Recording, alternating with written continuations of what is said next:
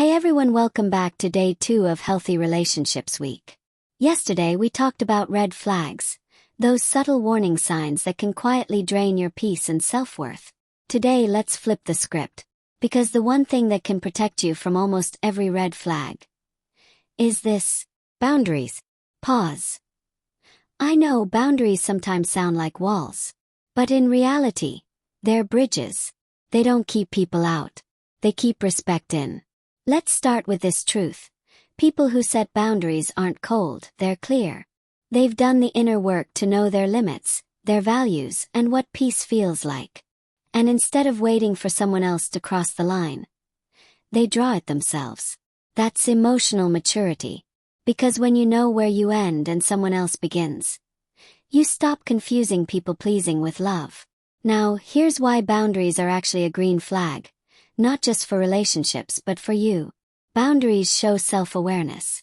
They say, I know what I need to feel safe and respected.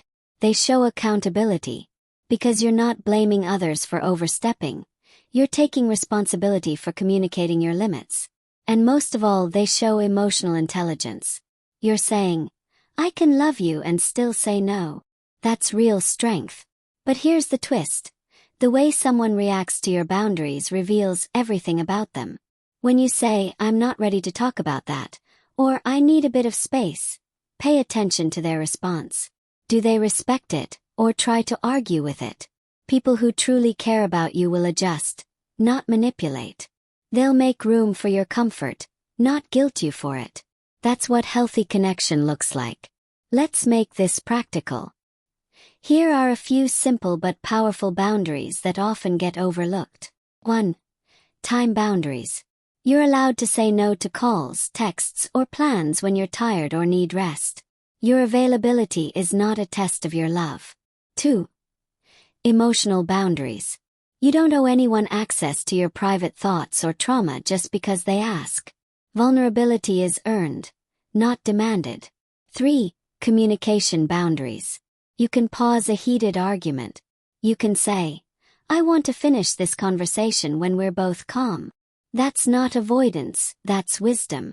4. Digital boundaries. You don't need to share passwords, constant location, or proof of loyalty. Trust isn't built on surveillance. It's built on integrity. 5. Physical boundaries. Whether it's intimacy or personal space, consent is an ongoing conversation, not a one-time yes. These aren't walls, they're foundations. And here's something most people don't realize. Boundaries aren't just about saying no. They're also about protecting your yes. When you respect your own limits, your love becomes purer, not performative. You give freely, not fearfully. And that's what makes relationships thrive. Soft pause. Because healthy love doesn't demand your exhaustion. Celebrates your wholeness. So, if someone sets boundaries with you, don't take it personally. Take it as a sign of emotional health. They're showing you how to love them well. And when you honor that, you build trust that lasts. Boundaries don't ruin connection. They protect it. Gentle closing tone.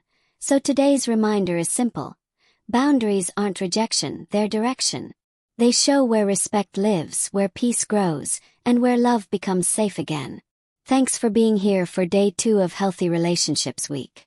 If this resonated with you, hit the like button, share it with someone who struggles with boundaries, and subscribe so you don't miss day 3, where we'll talk about how to communicate your needs without fear or guilt. See you tomorrow.